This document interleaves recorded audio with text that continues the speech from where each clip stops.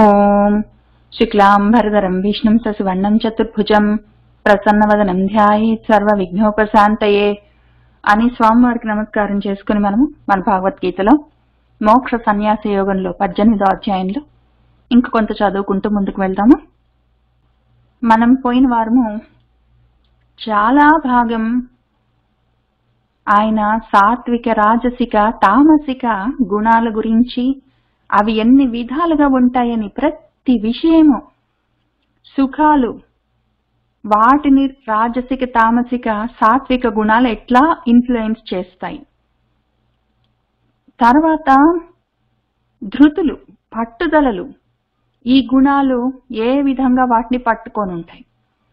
అట్లానే మన ధర్మాలు, మనం ధర్మం అనుకున్న దాన్ని రాజసిక, తామసిక, సాత్విక గుణాలు ఏ విధంగా డిఫైన్ చేస్తాయి.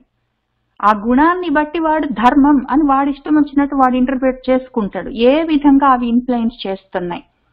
అట్లానే వాడి జ్ఞానాలు, వాడి బుద్ధులు, వాడి శ్రద్ధలు, వాడెటువంటి కర్త అయి ఉంటాడు, వాడు ఎటువంటి కర్మలు చేస్తాడు గుణాలని బట్టి అని, గుణాలు గుణాలు గుణాలు గుణాలని చెప్తూనే ఉన్నారు ఆయన. చాలా భాగం చూసుకున్నాము, గుణాలకి దగ్గరికి వస్తున్నాము. ఇంకిప్పుడు మళ్ళీ అవే గుణాలు ఇంకా కొంచెం అర్థం చేసుకుందాము. మనకు అర్థం అవ్వడం అత్యవసరము. అందుకని మనకు తెలిసిన ఎగ్జాంపుల్స్ తోటి చూసుకుందాము. ఊరికే పద్యాలు, శ్లోకాలు చూసుకొని, పదాలకు అర్థాలు చూసుకొని అమ్మాయి అర్థమైపోయిందంటే అర్థం కాదు. ఎందుకంటే అది అర్థం అవ్వడము, అర్థం అంటేనే దానికి ప్రయోజనం ఉండాలి. ప్రయోజనం ఏం లేదు అంటే ఊరికి శబ్దాలే ఉన్నాయి, వాటికి ఏంటో జనరల్ గా ఒక భావన ఉంది, కానీ అది నా అనుభవంలోకి రాకపోతే దానివల్ల ఉపయోగం ఉండదు. కాబట్టి మనకు తెలిసిన ఒక ఈ రోజుల్లో నడుస్తున్న ఎగ్జాంపుల్ తోటి కలుపుకొని వీటిని మళ్ళీ అర్థం చేసుకుందాం. ధర్మాలు అర్థం చేసుకుందాం. ధర్మం అర్థం చేసుకోవడం ముఖ్యం. మనము ధర్మంగా కర్మలు చేస్తుంటాం అని చెప్పుకుంటూ తిరుగుతాము.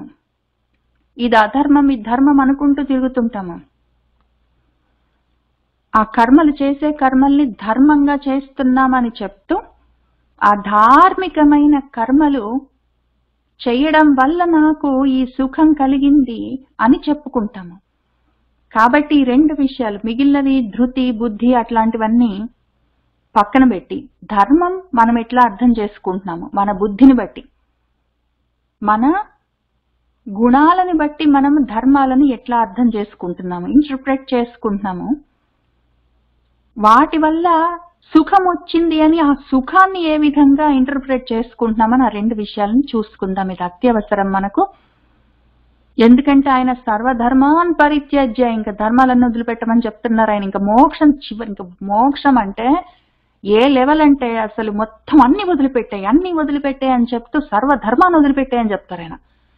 అన్ని వదిలిపెట్టాయి, ధర్మాలన్నీ వదిలిపెట్టాయి, సర్వధర్మాన్ని వదిలిపెట్టాయి అన్నప్పుడు అసలు ధర్మం ఏంటో తెలిస్తే కదా వదిలిపెట్టడం ఏంటో తెలిసేది. కాబట్టి ధర్మం అర్థం చేసుకోవడం ముఖ్యం. మనం ఆ పనిలో ఉందాము. ఇక కొంచెం దాని గురించి లోతుగా అర్థం చేసుకుందాము. ఇప్పుడు ఏం జరిగింది, మనకి కరోనా వైరస్ ఉంది.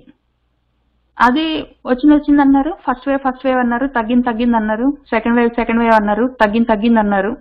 థర్డ్ వేవ్ అన్నారు, ఆ తగ్గింది అన్నారు. ఇప్పుడు మళ్ళీ ఓమిక్రాన్ అంటున్నారు. మళ్ళీ మాటికి ఇంటర్నేషనల్ ట్రావెల్స్ ఆపేస్తుంటారు. ఎక్కడ వాళ్ళు అక్కడ ఉండండి అంటారు. మాస్కులు కట్టుకోండి, ఎక్కడికి వెళ్ళకండి, పార్టీలు చేసుకోకండి, దూరంగా ఉండండి, జాగ్రత్తగా ఉండండి అని వీళ్ళు చెప్పేది చెప్తుంటారు లౌడ్ స్పీకర్స్ లో. ఎన్ని రోజులు ఉంటాం, ఇది తగ్గేదా ఏమైనా, ఒక రోజా 2 రోజులా, 2019 నుంచి స్టార్ట్ అయింది. వాళ్ళు అట్లానే చెప్తుంటారు, చెప్పేవాళ్ళు చెప్తుంటారు. మరి బతకకుండా ఉంటామా, అన్నీ మానుకొని ఉంటామా అని చేసేవాళ్ళు చేస్తుంటారు. కష్టం వస్తే అయ్యయ్యో వచ్చిందే అంటారు. రాకపోతే అందరు బాగానే ఉన్నారు, మేము కూడా బాగానే ఉన్నాము, అయితే ఏమైందిలే, మేము జాగ్రత్తగానే ఉన్నాము అంటారు. ఇన్ని రకాలుగా ఎందుకు అర్థమవుతుంది? అదే విషయం ధర్మమేమి, ఎవరింట్లో వాళ్ళు ఉండండి, దూరంగా ఉండండి, అక్కర్లేకుండా పార్టీస్కి వెళ్ళకండి, అని జనరల్ ధర్మం ఉంది. అయితే కొంతమంది ఏం చేస్తున్నారంటే అసలు ఎక్కడికి వెళ్ళరు, వద్దన్నారు. ఎందుకు డాక్టర్స్ వాళ్ళందరూ వద్దన్నారు, ఎక్కడికి వెళ్ళను, ఇంట్లో ఉంటాను అని కొంతమందికి అర్థమవుతుంది ఆ ధర్మం. కొంతమందికి అంటే జాగ్రత్తగా వెళ్ళమన్నారు, జాగ్రత్తగా ఉంటే చాలు, జాగ్రత్తగా ఉంటే వెళ్ళొచ్చు అని చెప్పారు అని కొంతమందికి అర్థమవుతుంది. కొంతమందికి వాళ్ళు అట్లానే చెప్తారు, వినవలసిన అవసరం లేదు, అవన్నీ only you should take under advisement, పాటించవలసిన అవసరం లేదు అని కొంతమందికి అర్థమవుతుంది. అంటే అందరికీ వస్తుందా, బయటికి వెళ్ళిన వాళ్ళందరికీ వస్తుందా, ఇంట్లో కూర్చుంటే మాత్రం రాకుండా ఉంటుందా అని కొంతమందికి అర్థమవుతుంది. ఎందుకు అంటే వాడిలో ఉన్న రాజసిక తామసిక సాత్విక ప్రవృత్తులను గుణాలను బట్టి వాడికి ఆ ధర్మం ఇన్ని రకాలుగా అర్థమవుతుంది, ఒక్కొక్కడికి ఒక్కొక్క తీరున అర్థమవుతుంది. ఇప్పుడు ఆయన ఏం చెప్పారంటే ఈ రకంగా ధర్మాన్ని రకరకాలుగా ఇంటర్ప్రిట్ చేసుకోవడం వల్ల దానివల్ల రకరకాల కాన్సిక్వెన్సెస్ ఉంటాయి. కాన్సిక్వెన్స్ ఏముంటుందంటే సుఖం గాని దుఃఖం గాని, అంతే కదా. ఒక కర్మ చేసామంటే దానివల్ల సుఖం గాని దుఃఖం గాని ఇంతే ఉంటాయి, రెండిట్లలో ఏదో ఒకటి ఉంటుంది. అవి కాబట్టి మనం సుఖాలని, సుఖం తగ్గితే దుఃఖం కాబట్టి దాన్ని కలిపి చూసుకుందాం. ఇప్పుడు ఏమైంది, వాళ్ళు ఎక్కడికి వెళ్ళొద్దని చెప్పారు కానీ జాగ్రత్తగా ఉండమని చెప్పారు. కాబట్టి జాగ్రత్తగా ఉంటూ నేను వెళ్తున్నాను. అందులో నా ధర్మం ఏంటి, మళ్ళీ ధర్మం కావాలి, ఎందుకంటే మనం అందరం ధర్మంగానే ప్రవర్తిస్తాం, ధర్మం తప్పి మనం ఎవ్వరం ప్రవర్తించేది లేదు, అందరము ధార్మికంగా ప్రవర్తిస్తాం. కాబట్టి తెలిసి అధర్మం చెయ్యము, కాబట్టి అందరం ధర్మంతోటే ఉంటాం. ఇప్పుడు అమెరికాలో వాళ్ళు ఉన్నారు, ఇండియాలో వాళ్ళ అమ్మ వాళ్ళు ఉంటారు, వాళ్ళని చూసి రావాలి. మరి పెద్దవాళ్ళు వాళ్ళను చూడవలసిన ధర్మం ఉంది. వీళ్ళు ఎక్కడికి వెళ్ళొద్దంటారు, ఫ్లైట్లు ఆపేస్తుంటారు, క్యాన్సిల్స్ చేస్తుంటారు, క్వారంటైన్స్ అంటారు, సెల్ఫ్ క్వారంటైన్ అంటారు, 14 days అంటారు, 3 days టెస్ట్లు అంటారు, ఇన్ని చెప్తారు. మనం జాగ్రత్తగా ఉండాలి, ఎందుకంటే మరి డాక్టర్స్ చెప్పిన మాట వినడం కూడా ధర్మము, అట్లానే అమ్మ వాళ్ళని చూడడం కూడా ధర్మము. కాబట్టి జాగ్రత్తగా నేను ఇండియాకి వెళ్ళి అమ్మ వాళ్ళని చూసి జాగ్రత్తగా వస్తాను అని వాళ్ళు నిర్ణయించుకుంటారు. రెండు ధర్మం తోటి ముడిపడ్డ విషయాలే. ఆ విధంగా వాళ్ళు ఆ కర్మని చేయడం మొదలు పెడతారు. అయితే ఏమవుతుంది, ఇండియాకి వెళ్ళేసరికి మళ్ళీ కొత్త రకం కరోనా వైరస్ ఏదైనా వస్తుంది, కొత్త మ్యూటెంట్, ఫ్లైట్లు ఆపేస్తారు. లేదా అక్కడి నుంచి ఇక్కడికి వచ్చేటప్పుడు ఈ లోపల టైం పట్టేసరికి చాలా మందికి, నాకు తెలిసిన ఎగ్జాంపుల్స్ చెప్తాను, 2 3 చాలా విన్నాను 2 ఏళ్లలో. అన్ని చెప్పుకోవడం అవసరం లేదు, మీకు అందరికి తెలిసినవి నేను 3 చెప్తాను, ఓన్లీ 3 చెప్తాను. ఒకటేం జరిగిందంటే, ఇండియాకి వెళ్ళిన వాళ్ళు, నాకు తెలిసిన వాళ్ళు, గ్రీన్ కార్డ్ ప్రాసెసింగ్ అప్పుడే స్టార్ట్ అయింది, H1s లో ఉన్నారు, అట్లా ఉన్నవాళ్ళు, ఇంకా సిటిజన్షిప్ లేదు. కాబట్టి అయినా కూడా మరి ధర్మం అమ్మ వాళ్ళని చూసి రావడం కాబట్టి, లేకపోతే అమ్మ వాళ్ళు లేకపోతే భార్య పిల్లలు ఎవరైనా ఉన్నారు కాబట్టి వెళ్ళి రావాలి. వెళ్ళారు, రాలేకపోయారు. సమయం లోపల వాళ్లకు వీసాలు ఎక్స్పైర్ అయిపోయినాయి, వెనక్కి తిరిగి రాలేక ఇక్కడ ఎంప్లాయ్మెంట్ వీసాలో, స్టూడెంట్ వీసాలో ఎక్స్పైర్ అయిపోయి ఇంక వాళ్ళు అక్కడే ఉండిపోవాల్సి వచ్చింది. ఆ విధంగా నా తమ్ముడు వాళ్ళ ఫ్రెండ్ ఇంక ఇటు రాలేకపోయాడు, అక్కడే ఉండిపోయాడు. తెలిసిన వాళ్ళు, నాతో పనిచేసిన వాళ్ళలో ఒక అతను కూడా అంతే, ఇంక మళ్ళీ వెనక్కి రాలేకపోయాడు, అక్కడే ఉన్నాడు. నాతో పాటు చదువుకున్న నా సొంత ఫ్రెండ్, నా స్కూల్లో 10th క్లాస్ వరకు చదువుకున్న అతను ఇక్కడ అమెరికాలో ఉండేవాడు, ఇండియాకి వెళ్ళాడు, తర్వాత రాలేకపోయాడు, ఇంక అక్కడే ఉన్నాడు, అక్కడ ఉద్యోగం చూసుకోవాల్సి వచ్చింది. 2019లో వెళ్ళాడు. చాలా బాధపడ్డాడు, చాలా విసుక్కున్నాడు. ఇక్కడ ఇల్లు అవి ఉన్నాయి, వాటిని ఇక్కడున్న సామాన్లను, ఎందుకంటే ఒక 6 వారాలకు దేనికో ఇండియాకి వెళ్ళాలనుకున్నాడు, రాలేకపోయాడు. మళ్ళీ ఇక్కడున్న వాటన్నిటిని అరేంజ్మెంట్ చేయలేక డబ్బులన్నీ ఇక్కడ అమ్ముకోవడం, అవన్నీ మళ్ళీ డబ్బులు ట్రాన్స్ఫర్ చేయడం, అన్ని చాలా కష్టమైనాయి అతనికి. తర్వాత మళ్ళీ అక్కడ ఉండడానికి కొన్ని వాళ్ళ ఇంట్లో, వాళ్ళ అమ్మగారు వాళ్ళ ఇంట్లో ఉండి తర్వాత చాలా ఇబ్బందులు పడ్డాడు. అంటే సెటిల్ అయి ఉంటాడు, 2 years అయిపోయింది, ఇప్పుడు ఏం జరిగాడో తెలీదు.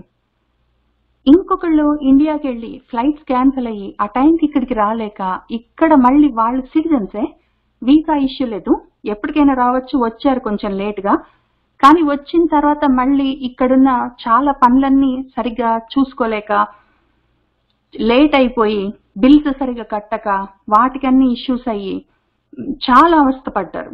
ఫ్లైట్స్ కూడా క్యాన్సిల్ అయ్యి తర్వాత మళ్ళీ ఎప్పటికో కొనాల్సి వచ్చి అవి మళ్ళీ ఎక్కువ డబ్బులకి కొనాల్సి వచ్చి చాలా అవస్థపడ్డారు. ఇది 2019లో అట్లా జరిగిందంటే ఇప్పుడు 2021లో ఇంకా ఎక్కువ గోల్ అయి ఉంటుంది. అది రెండో ఎగ్జాంపుల్. ఫస్ట్ వాళ్ళదేమో అసలు వీసా స్టేటస్ ఇష్యూ, సెకండ్ వాళ్ళకి వీసా ప్రాబ్లం లేదు కానీ డబ్బులు చాలా అవస్థపడ్డారు, చాలా శ్రమ యాతన, ఏమవుతుందో తెలియదని. ఇంక మూడో విషయం ఇంకా ఘోరం. మొన్ననే జరిగింది, ఒక 2 నెలల కింద. ఇండియా నుంచి పెద్దవాళ్ళు తల్లిదండ్రులు ఇక్కడికి యుఎస్కి రావాలని ప్రయత్నం చేశారు. అయితే ఫ్లైట్లో ఉన్నప్పుడు వాళ్ళ మధ్యలో కనెక్టింగ్ ఏదో పలాని ఊరి దగ్గర వేరే దేశంలో దిగారు. ఆ ఫ్లైట్ లోనే ఆమె హస్బెండ్ పెద్ద ఆయన చనిపోయారు, అక్కడే ఆపేశారు. చాలా గొడవ అయింది. తర్వాత చాలా అవస్థపడ్డారు. ఆ తల్లి భర్త శవాన్ని పెట్టుకొని ఎవ్వరూ తెలియని విదేశంలో ఎయిర్పోర్ట్ లోనే 3 రోజులు ఉండి తర్వాత మళ్ళీ ఇండియాకి వెళ్ళి వాళ్ళ కూతురు ఇక్కడే ఉంది, వాళ్ళ మొత్తం ఫ్యామిలీ యుఎస్ లో, కూతురు ఆమె ఫ్యామిలీ, ఇదంతా గోల. ఇప్పుడు ధర్మమే వాళ్ళు కోరుకున్నారు, ఇక్కడి నుంచి వెళ్ళి పేరెంట్స్ ని చూడాలి ఇండియాలో అని, లేకపోతే ఇండియా నుంచి ఇక్కడ పిల్లల కోసం రావాలని పేరెంట్స్ మా దగ్గర ఉండాలని పిల్లలు బలవంతంగా లేదా వాళ్ళకి ఇష్టం కాబట్టో యుఎస్ కి పిలిపించుకొని ఇవన్నీ మొదలు స్టార్ట్ అవ్వడం మాత్రం చాలా గొప్పగా అగ్రే ముందు స్టార్ట్ అవ్వడం అమృతోపమం, అమృతం లాగా చాలా సంతోషంగా పరమోత్సాహంగా రకరకాలుగా వస్తువులన్నీ గిఫ్ట్స్ అన్ని కొనుక్కొని అందరికి చెప్పి చాలా సంతోషంగా ఎయిర్పోర్ట్స్ లో ఫొటోస్ అవన్నీ తీసుకొని వాట్సాప్ లో షేర్ చేసుకొని అమృతం లాగానే ఉంటుంది. చాలా సంతోషిస్తూ వెళ్ళిన వాళ్ళు పరిణామంలో ఏం జరిగింది, విషం లాగా మారిపోయింది. అది విషమ పరిణామాలన్నీ సంభవించాయి. ఏమైపోయింది మొత్తం ఈ అమృతంలాగా ఉన్న విషయము? ఇటువంటివన్నీ రాజసికమైన సుఖాలు. ధర్మమే అనుకుంటాం మనము. ఏం జరిగింది? అమృతంలాగా మొదలైంది, విషం ఎందుకు అయిపోయింది? ఎందుకంటే ఇటువంటివి ప్రతివి రాజసికమైనవే, ప్రతివి రాజసికమైనవే. ఆ సుఖాలు రాజసిక సుఖాలు, ఆ ధర్మాలు రాజసికమైన ధర్మాలు. అవి కూడా ఆ ధర్మమేదో అధర్మమేదో అయథావత్తుగా తెలిసే బుద్ధి వల్ల, రాజసిక బుద్ధి వల్ల అర్థమయ్యే ధర్మాలవి. ధర్మమేదో అధర్మమేదో సరిగ్గా అర్థం కాని బుద్ధి రాజసిక బుద్ధి. దానివల్ల జరిగేది ధర్మమే కదా అంటే అవును ధర్మమే, కానీ అది ఆ బుద్ధికి అర్థమైన, రాజసిక బుద్ధికి అర్థమైన ధర్మం. అది చూసుకోవాలి. సరిగ్గా అర్థం కాదు, ధర్మమేదో అధర్మమేదో సరిగ్గా అర్థం కాదంటే పోయిన వారం ఒక ఎగ్జాంపుల్ చెప్పాను, కానీ ఇది అతి ముఖ్యము. ఎంత దగ్గరగా ఉందో మన జీవితాలకి ఈ విషయము, అది మనం చూసుకోవాల్సి వస్తుంది. అయితే మరి ఏం చేయాలి ఇటువంటి పరిస్థితులు? అది ధర్మమే కదా. తల్లిదండ్రులను చూడొద్దా? అది ధర్మం కాదా? పెళ్లికి మరి మేనమామ అయి ఉన్నాడు, వాడు వెళ్ళకపోతే ఎట్లా, ధర్మం కాదా అని అనిపిస్తుంది. అది అయథావత్ ధర్మం అని ఆయన ఆల్రెడీ చెప్పాడు ఇక్కడ. అటువంటి సుఖాలన్నీ రాజసిక సుఖాలని చెప్పాడు ఆయన. విషంలాగా పరిణామం చెందేవి రాజసిక సుఖాలని చెప్పాడు. దీన్ని అనుమానిస్తే కృష్ణుని అనుమానించవలసి వస్తుంది. కాబట్టి మనం అర్థం చేసుకుందాం, ఏమి మనం ధర్మంలో అర్థం చేసుకోవడంలో మన లోపమేంటో అర్థం చూసుకుందాము. ఆయన ఏం చెప్పాడు? అసలు ఏంటో ఉన్నది ఉన్నట్టు అర్థం అవ్వడం సాత్విక బుద్ధికే అర్థమవుతుంది, ఆ ధర్మం అని చెప్పాడు. సాత్విక బుద్ధికే ధర్మాధర్మాలు అయథావత్తుగా అర్థం అవ్వడం గాని, ధర్మాధర్మాలు విపరీతంగా అర్థం అవ్వడం గాని సాత్విక రాజసిక బుద్ధులకు ఉంటాయి. ధర్మం ధర్మంగా అర్థమయ్యేది సాత్విక బుద్ధికి అర్థమవుతుంది. అదేంటో చూద్దాము. ఇప్పుడు తల్లిదండ్రులను చూడడం ధర్మం. తల్లిదండ్రులను జాగ్రత్తగా ఇక్కడికి పట్టుకొని తీసుకొని వచ్చి వాళ్ళని ఇక్కడ జాగ్రత్తగా చూసుకోవడం ధర్మం. కానీ ఆ ధర్మం పాటించాలంటే ఎన్ని ధర్మాలు చెడిపోతున్నాయి అక్కడ.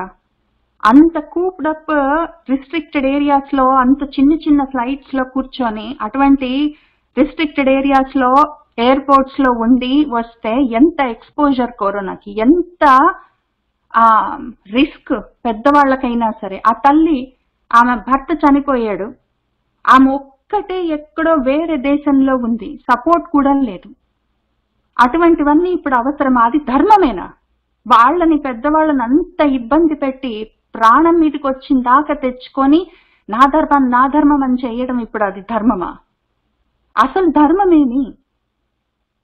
డాక్టర్లు అందరూ ఏం చెప్తున్నారు? ఎక్కడ వాళ్ళు అక్కడ జాగ్రత్తగా ఉండండి, ఎక్కడ వాళ్ళు అక్కడ ఉండండి, ఎవరి సంగతి వాళ్ళు చూసుకోండి, దూరంగా ఉండండి, పార్టీస్ పెట్టుకోకండి అంటే అప్పుడే పెళ్లిళ్ళు పెట్టుకోవడం, అప్పుడే ఫ్లైట్లు ఎక్కి తిరగడం, అప్పుడే ధర్మాలు అనుకుంటూ, బాధ్యతలు అనుకుంటూ, కర్తవ్యాలు అనుకుంటూ తిరగడం. వద్దు అన్నప్పుడే వెళ్ళాలి, వద్దు ఎక్కడ వాళ్ళు అక్కడ ఉండండి అంటే అప్పుడే పెళ్లిళ్ళు, ప్రయాణాలు పెట్టుకొని వెళ్ళడము అది ధర్మం కాదు. అది రాజసికమైన బుద్ధికి అర్థమయ్యే ధర్మం. అది సాత్విక బుద్ధికి అర్థమయ్యే ధర్మం ఏంటి అంటే, ఇద్దరున్నారు ముఖ్యంగా ఈ పరిస్థితిలో ధర్మం ఏంటని చెప్పేవాళ్ళు. ఒకటి, మనకు కళ్ళకి కనిపిస్తూ చెవులకు వినిపిస్తున్న డాక్టర్లు, ఎక్కడికి వెళ్ళకండి, ఎవరిళ్లలో వాళ్ళు ఉండండి, పార్టీస్కి వెళ్ళకండి, గుంపులలో పెట్టుకోకండి అని చెప్పి వాళ్ళు చెప్తున్నది ఒక ధర్మం. కనిపిస్తున్న వాళ్ళు చెప్తున్న దృష్టమైన ధర్మం. అదృష్టం, కంటికి కనిపించకుండా ఉన్న ధర్మం భగవంతుడు చెప్పిన ధర్మం. అందరూ ఎవరిళ్లలో వాళ్ళు ఉండండి, మాస్కులు కట్టుకోండి, డిస్టెన్స్ పాటించండి, చేతులు కాళ్ళు కడుక్కొని శౌచం పాటించండి అని భగవంతుడు చెప్తున్న ధర్మం. మీరందరూ ఎవరిళ్లలో వాళ్ళు ఉంటే మొత్తం ప్రపంచాన్ని నేను క్లీనప్ చేసుకుంటాను, శుద్ధి చేసుకుని స్ప్రింగ్ క్లీనింగ్ చేసుకోవాలి నేను. మొత్తం అంతా ప్రపంచం అంతా ఆక్యుపై చేశారు, భూమి అంతా ఆక్యుపై చేశారు, ఆకాశం అంతా ఆక్యుపై చేశారు, నీళ్లన్నీ ఆక్యుపై చేశారు, నిప్పులన్నీ ఆక్యుపై చేశారు, గాలంతా ఆక్యుపై చేశారు. మిగిలిన ప్రాణులు బతకొద్దా? క్లీనప్ చేసుకుంటాను ఎవరిళ్లలో వాళ్ళు ఉండండి అంటే వినేది లేదు. ఫ్లైట్లలో తిరగడం, క్రూజ్లలో తిరగడం, కార్లలో తిరగడం, నడుచుకుంటూ తిరగడం, ఎక్కడ పడితే అక్కడ తిరగడం, ఏది పడితే అది చేయడం, తోచింది చేయడం, ధర్మం ధర్మం అనుకుంటూ చేయడం. ఇది నా ధర్మం, ఇది నా ధర్మం, ఇది నేను చెయ్యాలనుకుంటే మళ్ళీ చెయ్యడం. ఆ రకంగా ధర్మం ఏంటో అధర్మం ఏంటో తెలియకుండా రకరకాలుగా అర్థమయ్యేది, అయథావత్తుగా అర్థమయ్యే బుద్ధికి, రాజసిక బుద్ధికి, ఆ విషయంలో పండితులు డాక్టర్స్ ఏం చెప్తున్నారు, అసలు భగవంతుడు ఏం చెప్తున్నాడు అని అర్థమయ్యే బుద్ధి సాత్విక బుద్ధికి ఉన్న తేడా అది. మామూలుగా కూడా ఇంగ్లీష్ లో చెప్పేది ఏంటంటే, if you are not a part of the solution, you are automatically a part of the problem. Solution అయినా కా నువ్వు, లేదా ప్రాబ్లం అవుతావు, అంతే కదా. ఇప్పుడు మొత్తము ఎయిర్పోర్ట్స్ మీద, ఫ్లైట్స్ మీద, రోడ్ల మీద అన్ని విధాలుగా బర్డన్ అయ్యి హాస్పిటల్స్ లో, హాస్పిటల్ స్టాఫ్ మీద, అందరి మీద, హెల్త్ కేర్ ఇండస్ట్రీ మీద బర్డన్ అయ్యే బదులు ఎవరింట్లో వాళ్ళు కొన్ని రోజులు, కొన్ని సంవత్సరాలు ఉండాల్సి వచ్చింది అనుకోండి, 4-5 ఏళ్ళు పోనీ, అంటే ఇన్ని రోజులు అయింది, 2 ఏళ్ళు అయింది, 2 ఏళ్ళు అయింది లెక్క పెట్టుకుంటున్నాం వేళ్ల మీద. ఎవరికి వాళ్ళు 4-5 రోజులు, 4-5 ఏళ్ళు చప్పుడు చేయకుండా ఎవరింట్లో వాళ్ళు ఉండి, ఎంత అత్యవసరమో అంతవరకు బయటకు వెళ్ళి మిగిలిన టైం అంతా ఎక్కడ వాళ్ళు అక్కడ ఉంటే అప్పుడు ఆటోమేటిక్ గా కరోనా పోతుంది. అప్పుడు మళ్ళీ అందరూ ఇంత నార్మల్ కాదు, మళ్ళీ ఇట్లానే ఉంటే మళ్ళీ కరోనా లాంటిది ఇంకోటి బయలుదేరుతుంది. కానీ ఆ విధంగా ఎందుకు చెప్తున్నారు? చదువుకున్న వాళ్ళు, హెల్త్ కేర్ ఇండస్ట్రీ వాళ్ళు ఎందుకు చెప్తున్నారు? అంతా తెలిసిన వాడు భగవంతుడు ఎందుకు చెప్తున్నాడు అని ఆలోచించుకుని వేట్టి తెలుసుకునే బుద్ధి ఒక రకం ఉంటుంది. ఇది నా ధర్మం, ఇది నా ధర్మం అనుకుంటూ పోయి మొత్తము చుట్టుపక్కల అందరి మీద బర్డన్ తయారు చేసే అయథావత్ బుద్ధి ఒక రకంగా ఉంటుంది. ఇప్పుడు దానివల్ల ఏమైంది? మనకు సుఖము ముందు అమృతం లాగానే ఉంది, పరిణామం ఏమైంది? విషంలాగా తయారైంది. ఏవైనా అంతే కదా. అదే ఒకవేళ ఎక్కడ వాళ్ళు అక్కడ కూర్చున్న వాళ్ళు 2019లో కరోనా స్టార్ట్ అయింది, ఎక్కడ వాళ్ళు అక్కడ ఉండండి. నేను 2019 నుంచి ఎక్కడదాన్ని అక్కడ కూర్చోవడం మొదలుపెట్టా. ఎక్కడికి వెళ్ళేది లేదు, ఎవరింటికి వెళ్ళేది లేదు, ఎవరిని ఇంటికి రానిచ్చేది లేదు, వస్తామంటే కూడా వద్దని చెప్పేది, పిలిస్తే వెళ్ళేది లేదు. ఆ రకంగా నా ఇంట్లో నేను కూర్చున్నాను. దాంతోపాటు ఏమైంది, చదువుకోవడం ఏమాత్రం గ్యాప్ లేకుండా. ఊరికి వెళ్ళడం అంటే వెళ్లే కన్నా 2 వారాల ముందు ప్రిపరేషను. ఊరికి వెళ్ళిన తర్వాత ఆ సమయంలో ఎట్లా చదువులేదు. అక్కడి నుంచి తిరిగి వచ్చినాక మళ్ళీ 2 వారాలు మళ్ళీ మనసు అక్కడ ఉండదు. ఈ లోపల చాలా విషయాలు మనసులో ఉంటాయి. ఈ రకంగా రకరకాలుగా చదువు అనుకోకుండా, ఒక్కరోజు కూడా గ్యాప్ లేకుండా ప్రశాంతంగా కూర్చొని సుఖంగా చదువుకుంటున్నాను. ఏమైనా చేయగలిగితే ఆఫీస్ పని చేస్తాను, ఓపుకుంటే ఇంట్లో వండుకొని తింటాము, ఎంత అవసరమో బేర్ మినిమం అంత వెళ్ళి కూరగాయలు తెచ్చుకుంటాము. నేను నా కూతురు టీవీ చూస్తాము, లేకపోతే సాయంత్రం చదువుకుంటాము, లేకపోతే ఏదైనా డిస్కషన్ చేసుకుంటాము. అన్ని టీవీ సీరియల్స్ అన్ని పెట్టుకొని అనాలిసిస్ చేసుకుంటుంటాము. సుఖంగా ఉన్నాము. అక్కడి నుంచి మళ్ళీ సుఖంగానే ఉన్నాము. మధ్యలో దుఃఖం ఏం లేదు. యాక్చువల్గా దుఃఖం అంతమైంది. అందరూ అక్కడికి వెళ్ళాం, ఇక్కడికి వెళ్ళాం, కష్టం వచ్చింది, అక్కడికి వెళ్ళాం, ఇక్కడికి వెళ్ళాం, కష్టం వచ్చింది, వెళ్ళేటప్పుడు చాలా సుఖంగా ఉంది, వెళ్ళాక కష్టం వచ్చిందని అందరు చెప్పుకుంటుంటే టీవీలో సినిమా చూసినట్టు చూస్తుంటాము. మా ఇంట్లో కూర్చొని కిటికీలో నుంచి బయట ప్రపంచాన్ని అంతా ప్రశాంతంగా ఉంది. అభ్యాసం చేస్తున్న కొద్ది మాకు దుఃఖం అంతమే, సుఖం పెరగడమే, పరిణామం అమృతమే, జ్ఞానము. నా ఇష్టం వచ్చినంత భగవద్గీత, వివేక చూడామణి, రామాయణము అదీదం లేదు. ఏది చదువుకోబుద్దేస్తా చదువుకోవడం. ఆత్మ బుద్ధి ప్రసాదజమైన సాత్వికమైన సుఖంతో ఉన్నాను. నేను సుఖంగా ఉన్నాను. ఈ సుఖం ఎందుకంటే నాకు ఆ ధర్మం ఏంటో తెలుసు. ఇంట్లో కూర్చోమంటే ఇంట్లో కూర్చోవడం, అంతే, ఎక్కువ ప్రశ్నలు లేవు. ఇంట్లో కూర్చోవడం అంటే మళ్ళీ అందులో రకరకాల ధర్మాలన్నీ తయారు చేసి జస్టిఫై చేసుకుంటూ మళ్ళీ అయ్యో నాకు ఇంత కష్టం వచ్చింది, నాకు ఇంత కష్టం వచ్చింది, నాకు ఇంత కష్టం వచ్చింది అనుకుంటూ, అయ్యో ఇంత కష్టం ఎందుకు వచ్చిందో అనుకుంటూ ఇన్ని కన్ఫ్యూజన్స్ నాకు లేవు. కాబట్టి ప్రశాంతంగా ఉన్నాను. ఆ విధంగా అర్థం చేసుకోవాలి. అమృతంలాగా ఉంది, ఆ సుఖం ఎందుకురా విషంలాగా పరిణమించింది అంటే, ఓహో రాజసికమైన సుఖము ఎందుకు, నాకు ధర్మం సరిగ్గా అర్థం కాలేదు అని అర్థం చేసుకుంటే, ఆ ధర్మాన్ని మనం అవసరమైనంత ఇష్టం ఉంటే, ఒకవేళ కావాలనుకుంటే కొంచెం స్లైట్ చేంజెస్ చేసుకొని మళ్ళీ ఈ దుఃఖాంతాన్ని ఇచ్చే సుఖంగానే ఉండే వస్తు విశేషం దగ్గరికి వెళ్ళిపోవచ్చు. కాబట్టి వచ్చినప్పుడు బాగానే ఉండే, ఇండియా దాకా ఇక్కడ కష్టం వచ్చింది, లేకపోతే అమెరికాకి వెళ్తే కష్టం వచ్చింది, లేకపోతే ఇంకెక్కడికో తిరిగితే ఏమో వచ్చింది అని, ఎందుకు వచ్చిందో ఇట్లా రోజులు బాగలేవు, నా కర్మ ఇంతే, నేను ఏది ప్లానింగ్ చేసుకున్నా ఇట్లానే అవుతుంది, ఎందుకు నా కర్మ ఇట్లా గాలింది, నా కర్మ ఇంతే అని అనుకుంటే నిజమే. అది పూర్వజన్మ ప్రారబ్ధ కర్మల వల్లే వచ్చే గుణాల వల్ల కలిగే ఈ బుద్ధులు, వాటి వల్ల అర్థమయ్యే ధర్మాలు, వాటి వల్ల కలిగే విష పరిణామాలు. అది నిజమే. నా కర్మకే ఇట్లా జరిగిందంటే అందుకే జరిగింది, అది ప్రారబ్ధ కర్మ, ఏం చేస్తాము అని ఊరుకోవచ్చు. ప్రారబ్ధ కర్మ అని తెలిసింది కాబట్టి రాజసికమైన కర్మలొద్దు, విషంగా పరిణామించేవి. ఇంకేమైనా చేయొచ్చా, దాన్ని మంచిగా మార్చుకోవచ్చా అని ప్రయత్నం చేయొచ్చు. అట్లా ట్రై చేసుకోవచ్చు అని చెప్పుకుని 39 దగ్గర ఆయన చాలా భాగం గుణాల గురించి ఇంత లోతుగా సాత్విక రాజసిక తామసిక, సాత్విక రాజసిక తామసిక అని ప్రతి వస్తువు గురించి ఆయన బుద్ధి నుంచి, శ్రద్ధ నుంచి, ధృతి నుంచి, జ్ఞానం నుంచి ప్రతి విషయం గురించి ఆయన చాలా విస్తారంగా విశ్లేషించారు.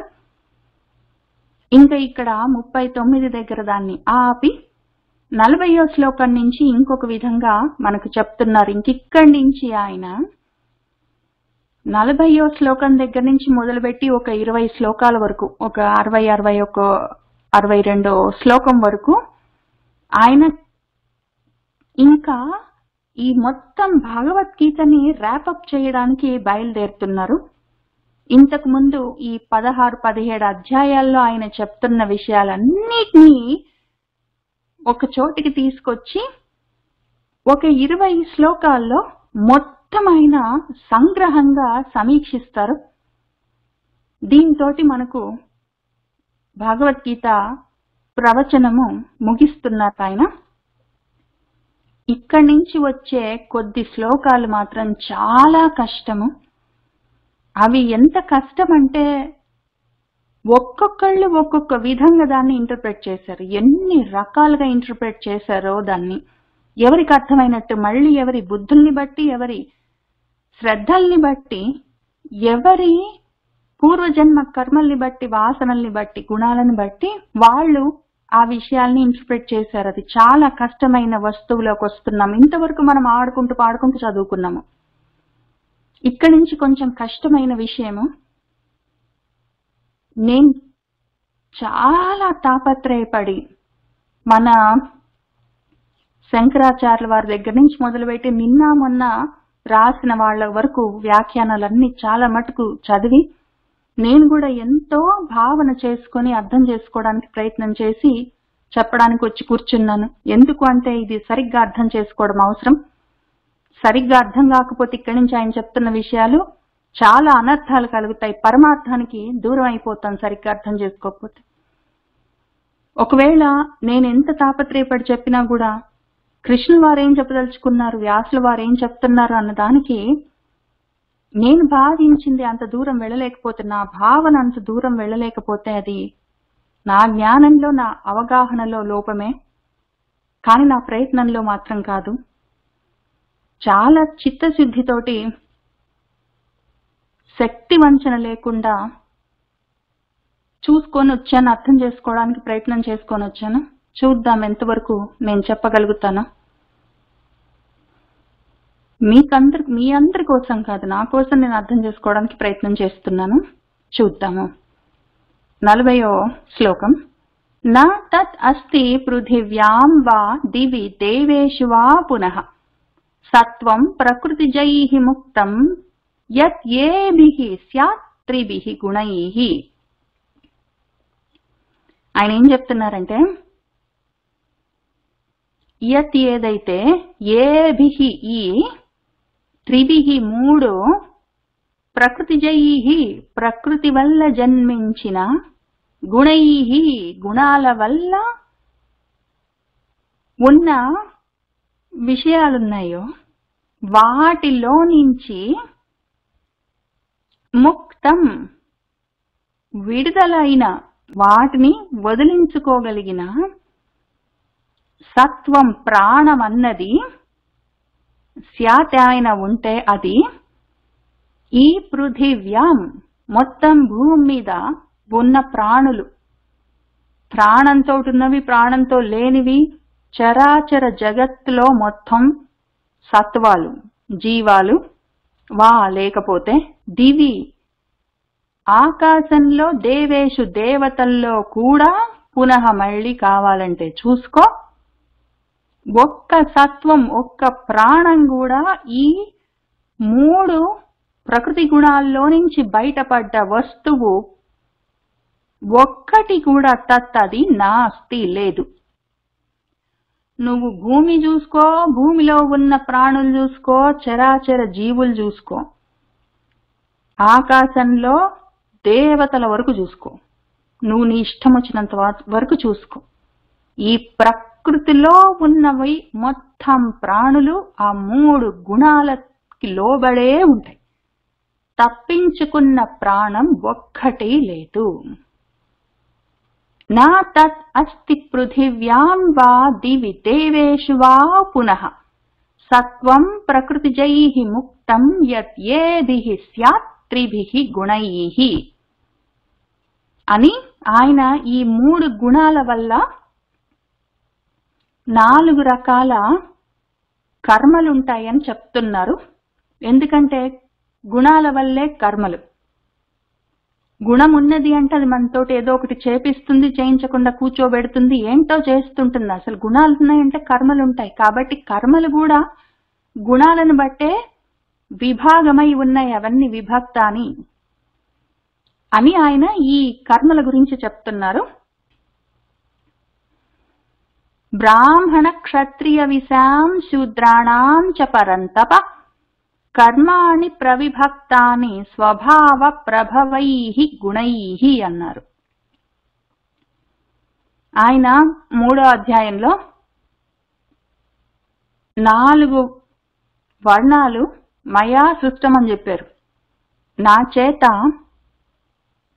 సృష్టింపబడ్డాయి. అవి గుణ కర్మ విభాగశః అన్నారు.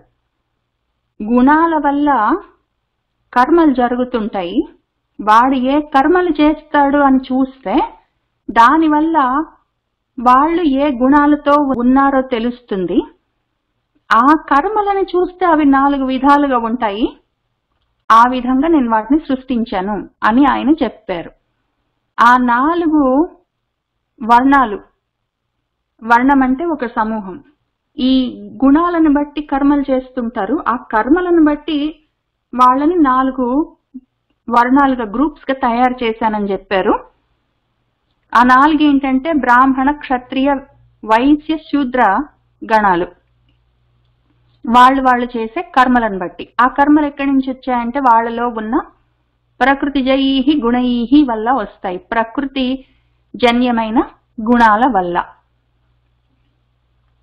బ్రాహ్మణ అంటే బ్రహ్మానికి సంబంధించింది. బ్రహ్మం అంటే వేదం. ఆ వేదాలతో సంబంధం ఉన్న వాళ్ళందరూ బ్రాహ్మలు.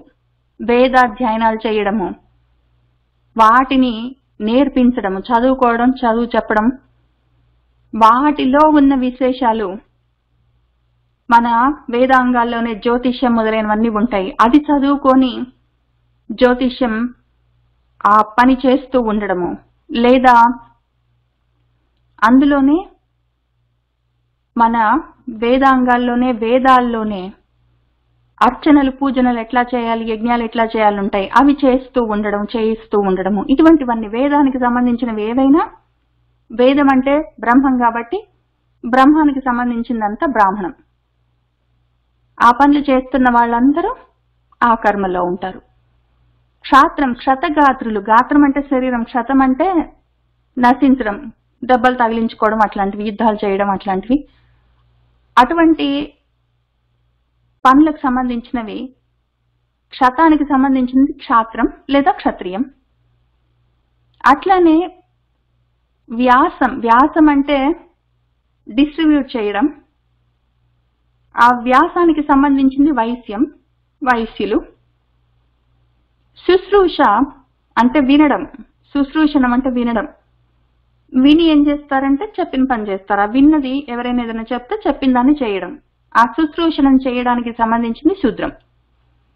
శుశ్రూషణకు సంబంధించింది శూద్రం, వ్యాసానికి సంబంధించింది వైశ్యం, క్షత్రానికి సంబంధించింది క్షాత్రం, బ్రహ్మానికి సంబంధించింది బ్రాహ్మణం అని. ఓ పరంతప, పరులను తపింపచేసేవాడా అర్జున, ఈ విధంగా స్వభావ ప్రభవైః గుణైః, వారి వారి స్వభావాలకి. స్వభావం, భావం అంటే దానికి సంబంధించింది అని అర్థం. భావం అంటే ఏమి లేదు, సంబంధించింది అని అర్థం. స్వకు సంబంధించింది స్వభావం. నా స్వ ఏంటి? నా గుణము. దానికి సంబంధించింది నా స్వభావం, నేచర్. ప్రకృతికి సంబంధించిందే నేచర్ అని ఇంగ్లీష్ లో కూడా నేచర్ అంటాము. నేచర్ అంటే ప్రకృతి. నా స్వభావం అంటే నా ప్రకృతికి సంబంధించింది నా స్వభావం, నా నేచర్. ఆ నేచర్ వల్ల ప్రభవైః పుట్టిన, నా స్వభావానికి అంటే నా ప్రకృతి వల్ల ప్రభవించింది. స్వభావ ప్రభవైః అని ఇక్కడ అన్నా, ప్రకృతి జైః అన్నా ఒకటే. ఇక్కడ ప్రకృతి జైః అన్నారు, ఇక్కడ స్వభావ ప్రభైః అన్నారు. స్వభావ ప్రభవైః అన్న ప్రకృతి జైః అన్న ఒకటే అర్థం. ప్రకృతి వల్ల జన్మించిన, స్వభావ సిద్ధమైన, దాని వల్ల పుట్టిన, నా నేచర్ వల్ల కలిగిన ఈ గుణాలుంటాయి. ఈ గుణాల వల్ల గుణైః కర్మాణి, కర్మలన్నీ ప్రవిభక్తాని, విభక్తమై వేర్వేరుగా చూసుకోవచ్చు. ఆ కర్మల్ని బట్టి వాళ్ళు ఏ గుణాలతోటి ఉన్నారని చూసుకోవచ్చు. అవి మొత్తం 4 రకాలుగా ఉంటాయి. ఒకవేళ ఈ గుణాలని బట్టి కర్మలన్నిటిని ఒకవేళ కుప్పలుగా పోస్తే అవి 4 కుప్పలు తయారైతాయి. వాటికి ఈ వేదానికి సంబంధించినవన్నీ బ్రాహ్మణము, రక్షించడానికి సంబంధించింది క్షాత్రము, డిస్ట్రిబ్యూట్ చేయడానికి గురించి సంబంధించిందంతా వైశ్యము, వ్యాసానికి సంబంధించిన వైశ్యము, విని చెప్పింది చేయడం సంబంధించింది శూద్రం అని చెప్పి 4 రకాలుగా ఉంటాయి హయ్యర్ లెవెల్లో అని నేను తయారు చేశానని చెప్పారు. బ్రాహ్మణ క్షత్రియ విశాం శూద్రాణం చ పరంతప కర్మాని ప్రవిభక్తాని స్వభావ ప్రభవైః గుణైః.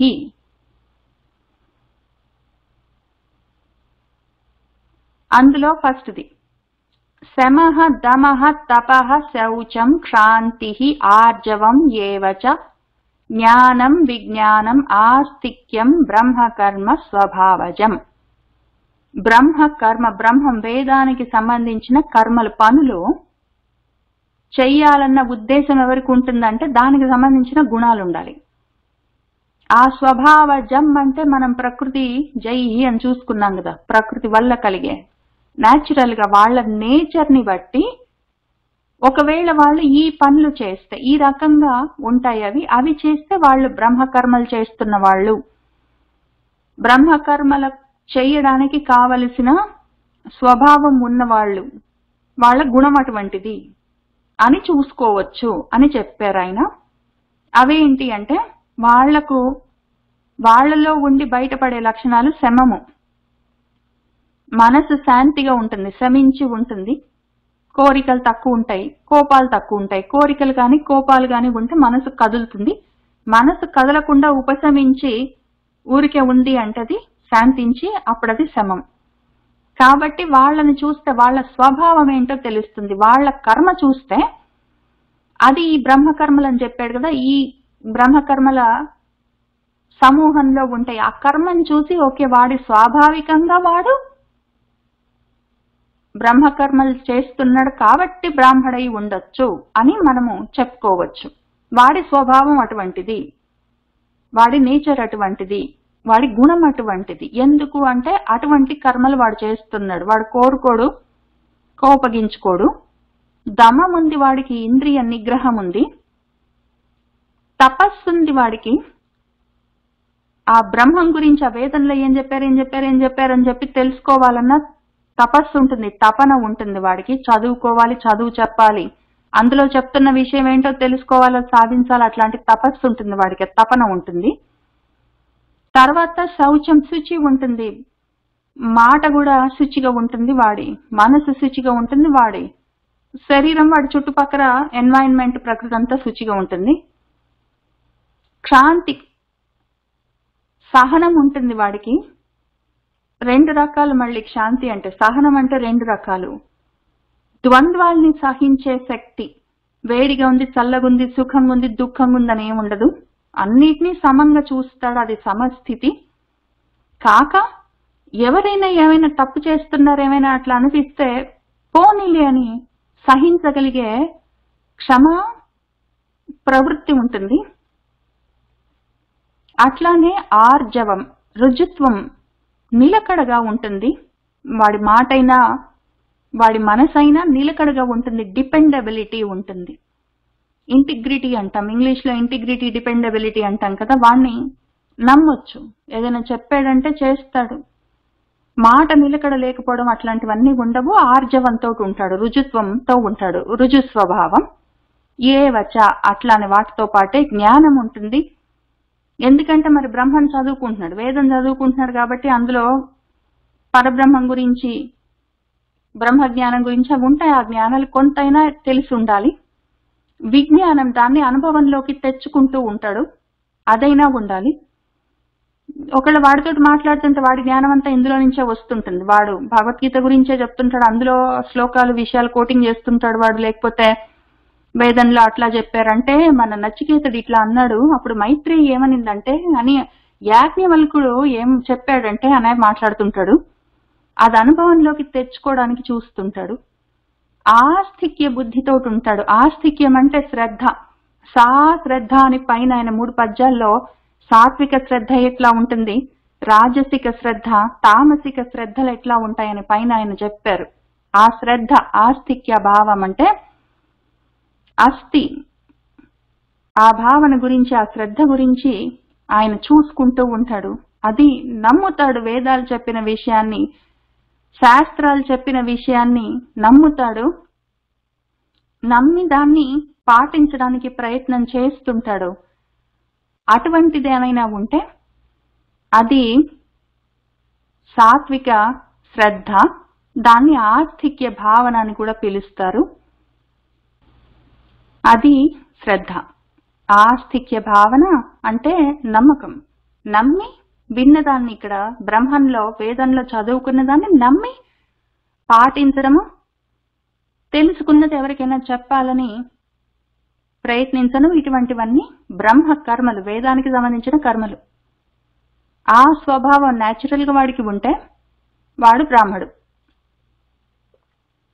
శమః దమః తపః శౌచం క్షాంతి ఆర్జవం ఏవచ జ్ఞానం విజ్ఞానం ఆస్తిక్యం బ్రహ్మకర్మ స్వభావజం. తర్వాత క్షాత్రం చూద్దాం. శౌర్యం తేజః ధృతిః దాక్ష్యం యుద్ధే చ అపి అపలాయనం దానం ఈశ్వర భావః చ క్షాత్రం కర్మ స్వభావజం. శౌర్యం శూరత్వానికి, పరాక్రమానికి సంబంధించింది శౌర్యం. శూరుడు చేసే పని శౌర్యం, పరాక్రమం.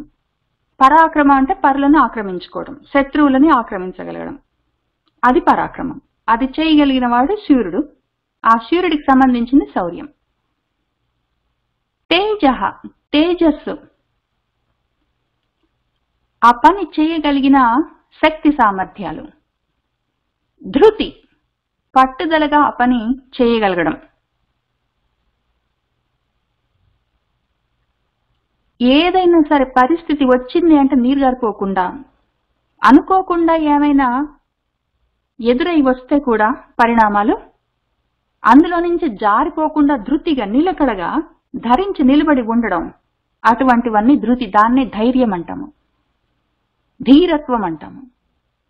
అది ఉంటే దాంతో పాటు దాక్ష్యం, దక్షత ఉండాలి, చేయగలిగిన టాలెంట్, నైపుణ్యం ఉండాలి.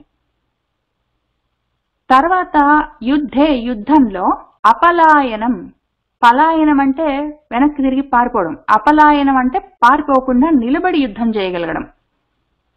అట్లానే దానం, దానం ఇవ్వగలిగిన బుద్ధి ఉండాలి, ఆ శక్తి ఉండాలి. దానికి ఈశ్వర భావం ఉండాలి. నేను ప్రభువును అని ఆయన మీద ఆధారపడ్డ వాళ్ళ దగ్గర ఆయన ఆ భావాన్ని చూపించగలగాలి, ప్రకటించగలగాలి. అది ప్రకటించేటప్పుడు దానాలు అవన్నీ చేయవలసి వస్తుంది. నేను ఈశ్వరుణ్ణి, నేను ప్రభువును, నేను మీకన్నా పైన ఉన్నాను అన్నప్పుడు దానాలు ఇవ్వవలసి వస్తుంది, పరాక్రమం చూపించవలసి వస్తుంది. ఆ తేజస్సు ఉండాలి, శక్తి సామర్థ్యాలు, ఆ ధృతి ఉండాలి, ధైర్యం ఉండాలి, ధీరత్వం, దాక్షిణ్యం, దక్షత ఉండాలి, యుద్ధం చేయగలిగిన శక్తి ఉండాలి. ఇవన్నీ ఉంటే అది ఈశ్వర భావం నాకు ఉన్నది అన్న ఉద్దేశం ఆయనకు ఉంటుంది. అది ఈశ్వర భావం అంటే ఈశత్వానికి సంబంధించింది. నా మీద ఆధారపడ్డ వాళ్ళని నేను చూసుకోగలను అన్న నమ్మకం. ఇవన్నీ ఉంటే దాని పేరు క్షాత్రం. దానికి సంబంధించిన కర్మ క్షాత్రకర్మ. వాడు క్షత్రియుడు. అది వాడి స్వభావజం, వాడి స్వభావం. స్వ నేను అన్న భావం, దానికి నేను అన్న దానికి సంబంధించింది వాడి గుణము. దాంట్లో నుంచి పుట్టింది, ఆ గుణంలో నుంచి పుట్టింది ఈ క్షాత్రకర్మ. శౌర్యం తేజః ధృతిః దాక్ష్యం యుద్ధే చ అపి అపలాయనం దానం ఈశ్వర భావః చ క్షాత్రం కర్మ స్వభావజం. ఇప్పుడు వైశ్య కర్మ చూద్దాం. కృషి గౌరక్ష్య వాణిజ్యం వైశ్య కర్మ స్వభావజం. కృషి అంటే వ్యవసాయం, పంటలు పండించడం.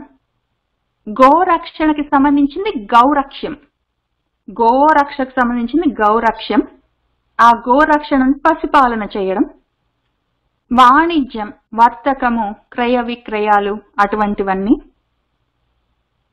ఇవన్నీ ఆ వ్యాసానికి సంబంధించినవి. ప్రొడక్షన్, డిస్ట్రిబ్యూషన్, మొత్తం దానికి సంబంధించిన కర్మలన్నీ ఒకవేళ వాడికి నేను ఇది అన్న విషయానికి సంబంధించి ఉంటే ఆ గుణం వల్ల జన్మించిన స్వభావజం, ఆ ప్రకృతిజం, ప్రకృతి నైజం అంటాం కదా, నైజం అని కూడా అంటాము. నైజం, ప్రకృతిజం, స్వభావజం అంటే వాడి గుణము, వాడి నేచర్.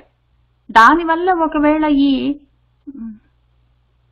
పంటలు పండించడం, వ్యవసాయం చేయడం, బిజినెస్ చేయడం, లేదా ఈ ఎక్స్పోర్ట్ అండ్ ఇంపోర్ట్ బిజినెసెస్ ఏవైనా సరే చేయడం, ఇవన్నీ వైశ్య కర్మలు, వ్యాసం చేసే పనులు. అందుకే ఆయన్ని వ్యాసుడు అని ఎందుకు పిలుస్తామంటే వేదాలను వ్యాసం చేశాడు కాబట్టి, డిస్ట్రిబ్యూట్ చేశాడు ఆయన. ముందు వాటి అన్నిటినీ దేనికి దానికి సపరేట్ చేసి దాని తర్వాత ఆయన ఎవరికి ఏది కావాలని ఆయన శిష్యులకి అందించాడు. వాళ్ళు మళ్ళీ వాళ్ళ శిష్యులకి ప్రశిష్యులకి అట్లా ఇస్తూ దాన్ని మొత్తం ప్రపంచంలో దాన్ని పంచారు అందరికీ అందేటట్టు. ఆ విధంగా అందరికీ అందేటట్టు ఎవరికి ఏది కావాలి ఏ సమయంలో అదే అందరికీ అందేటట్టు ఇచ్చేది వైశ్యులు. వాళ్ళు అట్లనే చేస్తారు. ఏం చేస్తారంటే ఇప్పుడు బ్రహ్మకర్మల్లో ఉంటారు, వేదాలు చదువుకుంటున్నారు, చెప్తున్నారు, యజ్ఞాలు అవన్నీ చేస్తారు. వీళ్ళందరికీ ఏం కావాలి, సుక్కులో శృవాలో వాళ్ళకు పాలు కావాలా, నేతులు కావాలా, వాళ్ళు యజ్ఞ వాటికలు కట్టుకోవడానికి ఇటుకలు కావాలా, ఆ పైన టెంట్లు పెట్టుకోవడానికి ఏమైనా కావాలా, వాళ్ళకు మంచినీళ్ళు కావాలా, భోజనం కావాలా, హవిస్లకి ఏమేమి పదార్థాలు కావాలి, ఇవన్నీ సప్లై చేసేది ఆ మొత్తం సప్లై చైన్ అంతా వైశ్యం చేస్తుంటుంది, వ్యాసం చేసేవాళ్ళు చేస్తుంటారు. అట్లనే వీళ్ళకి క్షాత్రంలో ఉన్న వాళ్ళకి డాలు కావాలా, కత్తి కావాలా, బాణాలు కావాలా, ఇవన్నీ తయారు చేసి ఇవ్వడము, వాళ్ళకి ఆ సమయానికి సప్లై జరిగేటట్టు చూడడం, డిమాండ్ చూడడం, ఎవరికి ఏది కావాలో అది ఇవ్వడం, అవన్నీ మళ్ళీ వీళ్ళే చేస్తారు. అట్లానే తర్వాత వీళ్ళు శూద్రులు ఉంటారు, శుశ్రూష చెప్పింది వింటుంటారు. చెప్పింది విని ఏం చేస్తారంటే పరిచర్య చేస్తారు. దాన్ని పరి అంటే మొత్తం దానంతటా మొత్తం అంతటా ఆ చర్య అంటే ఆచరించడం, చెయ్యడం. శుశ్రూషం చేసి విన్నదాన్ని చేస్తారు. వాళ్ళు ఏది చెప్తే అది వింటారు, చేస్తారు. ఆ రకంగా శుశ్రూష చేసి పరిచర్య చేసేవాళ్ళు శూద్రులు. పరిచర్య ఆత్మకం కర్మ శూద్రస్య అపి స్వభావజం. వాళ్ళ స్వభావం, వాళ్ళ నేచర్ ఏంటి అంటే ఎవరైనా చెప్తే వింటారు, ఆ పని చేస్తారు, శ్రద్ధగా చేస్తారు, పని జరిగిన దాకా చేస్తారు. కానీ వాళ్ళు సొంతంగా ప్రాఫిట్స్ కోసం అని చెప్పి లావాదేవీలు, క్రయ విక్రయాలు, ప్రొడక్షన్స్, ప్లానింగ్స్ అవన్నీ వాళ్ళు చెయ్యరు. లేదా ఎవరికైనా కష్టం వచ్చిందంటే యుద్ధాల్లో వెళ్ళిపోయి అవన్నీ చెయ్యరు. కావాలంటే ఎవరికైనా క్షతగాత్రులు ఉన్నారు, యుద్ధాల్లో ఉన్నారు, ఫైటింగ్ చేసుకున్నారు, దెబ్బలు దాకే, జ్వరాలు వచ్చాయి, అవన్నీ ఉంటే కావాలంటే మందులు ఇస్తారు, కానీ వాళ్ళు యుద్ధాలకు వెళ్ళిపోరు. వాళ్ళు ఈ వేదాలు అవన్నీ చదువుకొని అర్థం చేసుకొని వాటన్నిటితోటి యజ్ఞాలు అవన్నీ చెయ్యరు. కానీ చెప్పినవి మాత్రం మిగిలిన పనులన్నీ చేస్తారు. ఆ విధంగా పరిచర్యలు, శుశ్రూష చేసి పరిచర్యలు చేసే వాళ్ళందరూ శూద్రులు. అది వాళ్ళ స్వభావం.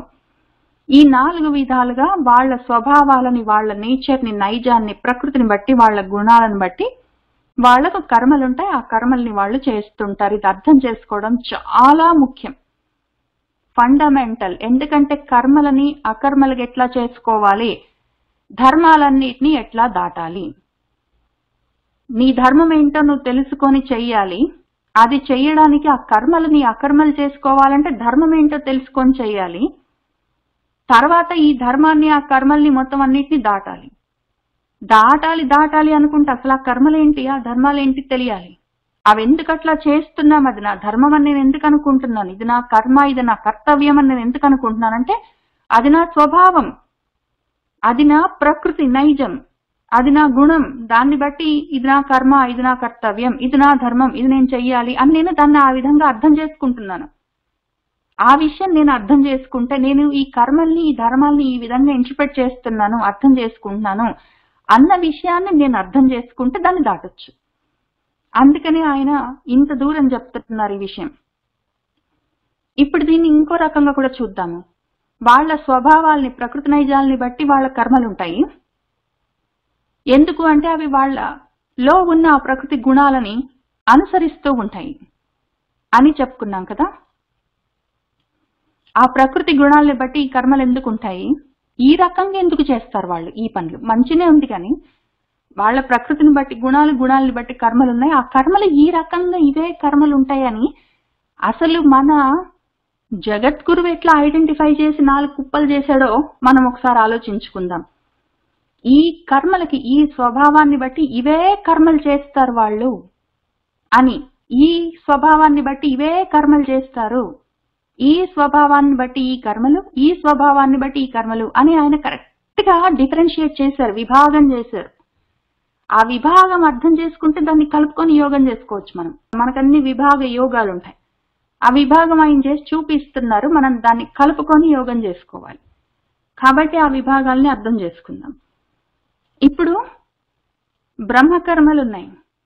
శమము, దమము, తపస్సు, శౌచం, శాంతి, ఆర్జవం, జ్ఞానం, విజ్ఞానం, ఆస్తిక్యం. ఇవన్నీ సాత్వికం. సాత్వికం దైవీ గుణాలు సాత్వికం అని చెప్తూ వచ్చారు. కాబట్టి ఇందులో శమము, దమము, తపస్సు, శౌచం ఇవన్నీ ఉన్నాయి అంటే కోపాలు, కోరికలు లేవు. కోపాలు, కోరికలే, రాగద్వేషాలే వీటన్నిటికీ కారణం రజోతమో గుణాలే. కానీ ఆ రాగద్వేషాలు లేవంటే రజోత్తమో గుణాలు లేవో లేదా చాలా తక్కువగానే ఉన్నాయని అర్థం. కాబట్టి ఇవన్నీ సాత్విక లక్షణాలు. సాత్విక లక్షణాలు ఉన్నాయి, ఇంకా రజోత్తమో గుణాలు తక్కువ ఉన్నాయని అర్థం. ఆ గుణంతో అది ఉన్నది. ఎందుకంటే ఆయన స్వభావజం అన్నారు, ప్రకృతి జై హి గుణై అన్నారు, ఏం గుణమో చెప్పలేదు. కాబట్టి మనము ఆయన చెప్పిన విషయాన్ని బట్టి అర్థం చేసుకుంటున్నాము. ఇక్కడున్న విషయాల్లో శమము మొదలైనవి ఇక్కడ నేను చెప్పిన విషయాలు ఏమున్నా రజోతమో గుణాలు తక్కువ ఉంటాయి కాబట్టి, లేదా లేకుండా ఉంటాయి కాబట్టి ఇది సత్వగుణం. ఇప్పుడు రెండోది చూద్దాం. ఇందులో క్షాత్రం అన్నారు, ఆ స్వభావ జైహి గుణైహి ఆ ప్రకృతి గుణం ఏంటి అని ఐడెంటిఫై చేద్దాం. ఇందులో శౌర్యం, తేజస్సు, ధృతి, దాక్ష్యం, యుద్ధం, దానం, ఈశ్వర భావం ఇవన్నీ ఉన్నాయి. ఈ పనులు ఏవి చేయాలన్న యుద్ధంలోకి వెళ్ళిపోవాలి, వెనక్కి పలాయనం చిత్తగించకుండా ముందుకే వెళ్లి కొట్లాడాలి. కాబట్టి కావాలంటే చేతులు కాళ్ళు తెగినా రక్తాలు గారినా పట్టించుకోవద్దు. అంత పరాక్రమం చూపించాలి, అంత శౌర్యం ఉండాలి, అంత ధీరత్వం ఉండాలి, ధైర్యం ఉండాలి. ఇవన్నీ ఉండాలి అంటే రజోగుణం ఉండాలి. రజోగుణం లేకపోతే ఇవన్నీ చేసేందుకు కష్టం. అయితే ఇవన్నీ బాగున్నాయి. శౌర్యం, తేజస్సు, ధృతి, దాక్ష్యం, యుద్ధం, ఈశ్వర భావం ఇవన్నీ ఉన్నాయి. కాబట్టి అది రజోగుణము. కానీ అందులో ఒకటి దానం అని పెట్టారు. ఆయన దానం అని పెట్టారు. కాబట్టి ఈ దానం మళ్ళీ ఇటు సైడు సాత్విక లక్షణం. అప్పుడు ఏమర్థమవుతుందంటే మనకి కొంత సాత్విక లక్షణం తక్కువ ఉన్నా కూడా రజోగుణం ఎక్కువ ఉండి సాత్విక గుణం తక్కువ ఉంది. అటువంటిది ఏదైనా ఉంటే ఆ కాంబినేషన్, సత్వం తక్కువ ఉండి రజోగుణం ఎక్కువ ఉంది, తమో గుణం లేదు. కాబట్టి అటువంటి కాంబినేషన్ క్షాత్రం, క్షత్రియుల లక్షణం. దయ అటువంటివన్నీ ఉంటాయి, దానం అటువంటివన్నీ ఉంటాయి. దాంతో పాటే చెయ్యాలి అని చెప్పి వెనక్కి తిరగకుండా ఇంకా ఎంతసేపటికి ప్రవృత్తి మార్గంలోనే ఉంటే అది క్షాత్ర ధర్మం. క్షాత్ర ధర్మం అన్నా క్షాత్ర కర్మ అన్నా ఒకటే, కర్మ అన్నా ధర్మం అన్నా ఒకటే. ఇది నా ధర్మం అని మనం పనిచేసినా, ఇది నా కర్తవ్యం అని పనిచేసినా అదే పని చేస్తాం. పనే కర్మ అన్నా, కర్తవ్యం అన్నా, ధర్మం అన్నా పని అని అర్థం. క్షాత్ర ధర్మం అన్నా, క్షాత్రం కర్మ అన్నా ఒకటే అర్థం. కాబట్టి మనకు అది అర్థమైంది. ఇప్పుడు ఈ వైశ్య గుణం ఏంటో కనిపెడదాం. ఈ స్వభావం ఏంటి? ఈ స్వభావ జైహి గుణైహి అని నా స్వాభావికమైన గుణం ఏమై ఉంటుంది ఒకవేళ నేను ఈ పనులు చేస్తే? బిజినెస్ చేయాలి, నేను ఆంటర్‌ప్రెన్యూర్ అయి ఉండాలి, నేను మార్కెటింగ్ లో ఉండాలి, లేదా ప్రొడక్షన్ డిస్ట్రిబ్యూషన్ లో ఉండాలి, అని రిటైల్ బిజినెస్ లో ఉండాలి, ప్రాపర్టీ మేనేజ్మెంట్స్ లో ఉండాలి అని నాకు ఏమైనా ఇంట్రెస్ట్ ఉంటే అప్పుడు దేని వల్ల నేను ఆ పని చేస్తున్నాను, ఎందుకు చేస్తాను, అసలు బిజినెస్ లో ఉంటాను, ప్రాపర్టీస్ డీల్ చేస్తాను, ప్రొడక్షన్ చేస్తాను, డిస్ట్రిబ్యూషన్ చేస్తాను, డిమాండ్ చూసి నేను సప్లై చేస్తాను, దానివల్ల నాకు కొంచెం ప్రాఫిట్స్ వస్తాయి అని చేస్తాను. ప్రాఫిట్స్ వస్తాయి అన్నది కీవర్డ్. అప్పుడు పని ఏం చేస్తాను కాదు, కృషి, గోరక్షణ, వాణిజ్యం ఇవన్నీ కాదు. కీవర్డ్ టర్మ్ ఏంటంటే ప్రాఫిట్ వస్తుందని చేస్తాను. ఫలం ఆశించి చేసేది ఎప్పుడైనా మళ్ళీ రజోగుణం. అయితే ఇక్కడ ఆ రజోగుణం కూడా యూజువల్ గా మీటింగ్స్ కి వాటికి వెళ్తారేమో, లేదా రోజు వెళ్ళి షాప్స్ లో ఉంటారేమో, కావాలంటే అదే పొలానికి ప్రతిరోజు వెళ్ళి చేస్తారేమో. కానీ ఎక్కువగా సడన్ గా సర్ప్రైజెస్ ఏమైనా ఉంటే అక్కడికి వెళ్ళి చేయడం ఉండదు. ఇది చాలా లాంగర్ టర్మ్ ప్లానింగ్ అంతా ఉంటుంది. ఇన్వెస్ట్మెంట్ చేసి దానికి నాకేం వెనక్కి వస్తుందని చూసేది ఉంటుంది. కాబట్టి ప్రాఫిట్ చూసేది ఉంది, కాబట్టి రజోగుణం కూడా ఉంది అందులో. కానీ ఇంత శౌర్యం, తేజస్సు, ధృతి, దాక్ష్యం, యుద్ధాలు అవన్నీ లేవు. కాబట్టి రజోగుణం తక్కువ ఉంది. ఇప్పుడు ఉన్న కొంచెం రజోగుణానికి ఒకవేళ ఏమైనా కష్టం వచ్చిందంటే మాత్రం వెంటనే ఆపేసేది ఉంటుంది. నష్టాలు ఏమైనా వచ్చేది ఉంటే బాధపడేది ఉంటుంది. కాబట్టి తమో గుణంతో కూడి ఉన్నది ఇది వైశ్యం. రజోగుణం ఉంది కానీ తమో గుణంతో కూడి ఉంది. ఇది రజోగుణం ఉంది కానీ సత్వగుణంతో కూడి ఉంది. తమో గుణం లేదు అందులో. సత్వగుణంతో కూడి ఉండి ఉన్న ఎక్కువగా రజోగుణం ఉన్నది క్షాత్రం. అయితే తమో గుణం కొంచెం ఉండి రజోగుణంతో ఉన్నది వైశ్యం. ఇందులో ఫలితాల కోసం, ఫలాల కోసం ఆశిస్తే అది సత్వంలోకి వెళ్ళదు. అది కాబట్టి అది అక్కడికి ఆగిపోయింది. అది వైశ్యం. ఇప్పుడు వీళ్ళు పరిచర్యలే చేస్తారు, శుశ్రూషలు చేస్తారు, పరిచర్యలు చేస్తారు. సొంతంగా జ్ఞానం, విజ్ఞానం అవన్నీ ప్రయత్నం చేయరు. శమధమాదులు ఉండవు. కాబట్టి ఆ పైది కష్టము. వాణిజ్యాలు అవన్నీ ప్రాఫిట్స్ చూసుకొని చెయ్యరు, ఫలితాలు ఆశించి ప్రాఫిట్స్ కోసం చెయ్యరు. కాబట్టి ఇది ఉండదు. యుద్ధాలు అవన్నీ అంటే జీతాలు ఇస్తే చేస్తారు, లేకపోతే చెయ్యరు. చెప్పిన పని చేస్తారు, అంటే సొంతంగా ప్లానింగ్ అంతా చెయ్యరు. కాబట్టి క్షాత్రం కాదు. కాబట్టి ఇందులో ఎక్కువ భాగం మనకు తమో గుణం కనిపిస్తుంటుంది. మనకెందుకు నష్టాలు రాకుండా ఉండాలి, మనకు కష్టాలు రాకుండా ఉండాలి. మనము ఏమి రాకపోతే ఎందుకు చేస్తామని ఆలోచన కూడా ఉంది. ఏమి రాకపోతే చెయ్యము. ఏమి రాకపోతే చేయకపోవడం సత్వం లేదు. కష్టం రాకుండా ఉండాలి అంటే రజం లేదు. నష్టం రాకుండా ఉండాలి అంటే ఈ రకం వాణిజ్యం అన్న రజం కూడా లేదు. ఇక్కడ ఆ మూడు లేవు. కాబట్టి శూద్రం అంటే చాలా భాగం తమో గుణంతో ఉంటుంది. ఈ స్వభావాలు మన స్వభావము, నా నేచర్ ఇందులో ఎక్కడ ఉంది, నేను ఎక్కడ ఏ ఇంట్లో పుట్టాను, బ్రాహ్మణ కులంలో పుట్టానా, క్షత్రియ కులంలో పుట్టానా, శూద్రుల కులంలో పుట్టానా, వైశ్యుల కులంలో పుట్టానా. కులం అంటే కూడా మళ్ళీ సమూహం అనే అర్థం. కులమన్నా సమూహం అని అర్థం. జాతి అంటే జన్మ అని అర్థం. అయినా కూడా ఒకవేళ మనం జనరల్ గా ఏ క్యాస్ట్ అని చెప్పుకుంటే, నేను బ్రాహ్మణ్ అని చెప్పుకున్నాం అనుకోండి, నేను క్షత్రియ, నేను ఏదో ఒకటి క్యాస్ట్ అని చెప్పుకున్నాను అనుకోండి, అట్లా దానివల్ల ఉపయోగం లేదు. నేను ఏ ఇంట్లో పుట్టే కాదు, నా మనసు ఏ విధంగా ప్రవర్తిస్తుంది అన్న బట్టి నా స్వభావం నాకు తెలుస్తుంది. నేను ఆ ఇంట్లో పుట్టే కాబట్టి నేను పలాని బ్రాహ్మణ్ణి, క్షత్రియుణ్ణి, వైశ్యుణ్ణి, శూద్రుణ్ణి అని నేను నిర్ణయించుకుంటే నా గురించి నా యాక్చువల్ స్వభావం నాకు అర్థం కాదు. నా స్వభావమే నాకు అర్థం కాకపోతే నా స్వరూపం తెలుసుకోలేను. నా స్వస్వరూప జ్ఞానం కావాలి అంటే నా స్వభావమైనా నేను కరెక్ట్ గా ఐడెంటిఫై చేసుకోవాలి. కాబట్టి నా మనసు ఈ నాలుగిట్లలో ఎక్కడ నిలబడి ఉంది, ఏమి కర్మలు చేస్తా అసలు అంతవరకు కూడా అవసరం. నా మనసు ఎక్కడ నిలబడింది పక్కన పెట్టండి. నేను ఏ కర్మలు చేస్తున్నానో చూసుకొని నాలుగిట్లలో నేను ఎక్కడున్నానని చెప్పుకోవచ్చు. నా స్వభావం, నా గుణం నాకు అర్థమైతే దాన్ని దాటే ప్రయత్నం చేయొచ్చు. నా కర్మలు ఏంటో తెలిస్తే, నా ధర్మం ఏంటో అర్థమైతే, మళ్ళీ ఆ ధర్మం ఏంటో అర్థం అవ్వడం చాలా ముఖ్యం. కిందంతా అదే చెప్తారు ఆయన. ధర్మం, ఎవరి ధర్మం వాళ్ళకి అర్థం కావాలి. లేకపోతే అటు ఇటుగా అయథావత్ అర్థం చేసుకున్నా, వ్యతిరేకంగా అర్థం చేసుకున్నా కష్టం. ఎవడి ధర్మం వాడికి కరెక్ట్ గా అర్థం కావాలి. నా ధర్మం ఏంటి, దాని స్వభావాన్ని బట్టి నా ధర్మం ఉంటుంది. నా స్వభావం ఏంటి అన్నాకు అర్థం కావాలి. అందుకనే ఆయన పాపం ఇంత దూరం ఎక్స్ప్లెయిన్ చేస్తున్నారు. కృషి, గౌరక్ష, వాణిజ్యం, వైశ్య కర్మ స్వభావజం, పరిచర్యాత్మకం కర్మ శూద్రస్య అపి స్వభావజం అన్నారు. అని స్వే స్వే కర్మణి అభిరతః సంసిద్ధిం లభతే నరః స్వకర్మ నిరతః సిద్ధిం యథా విందతి తత్ శృణు అన్నారు. స్వే స్వే కర్మణి, ఎవరి కర్మల్లో వాళ్ళు అభిరతః, రతి ఉంటే, దాన్ని అనుసరించి వాడికి రతి ఉంటాయి. ఎవరి కర్మల్ని వాడు ఇంట్రెస్ట్ గా చేస్తుంటే అందులో చెయ్యాలన్న ఉత్సాహంతో చేస్తున్నాడు వాడు. వాడి స్వభావానికి సరిపోయే కర్మను వాడు ఆ పనిని వాడు పట్టుకున్నాడు, ఆ పని చేస్తున్నాడు. ఆ రకంగా చేసిన నరహ మనిషి సంసిద్ధిం సిద్ధిని లభతే పొందుతాడు. ఎవడి కర్మని వాడు చేస్తే వాడికి సిద్ధి కలుగుతుంది అన్నారు.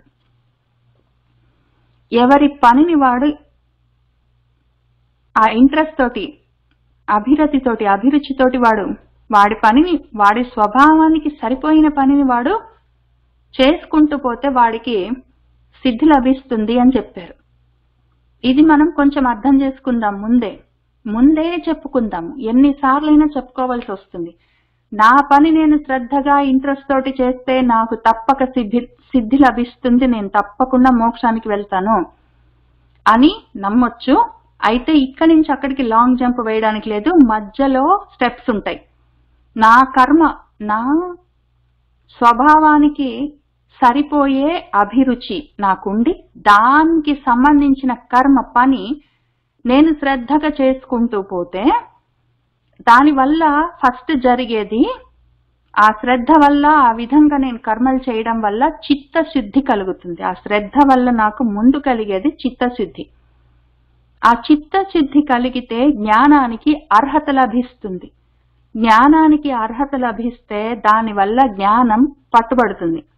జ్ఞానం పట్టుబడ్డప్పుడు దానితోటి నెమ్మదిగా ముందుకు వెళ్తాను. చివరికి ఆ ముందు యోగ్యత కలుగుతుంది. నా కర్మని ఎవరి కర్మని వాడు చేసుకుంటూ వెళ్ళిపోతే వాడికి ముందు అసలు అందులో నుంచి బయటపడేందుకు యోగ్యత కలుగుతుంది. యోగం పుచ్చుకునేందుకు వాడికి అర్హత కలుగుతుంది. అది దీనివల్ల వచ్చే సిద్ధి. దాని తర్వాత మళ్ళీ వాడు జ్ఞానం సాధించుకోవాలి, సాధన చేసుకోవాలి. అది అసలు కనీసం మార్గం పట్టుకునేందుకు అవకాశం.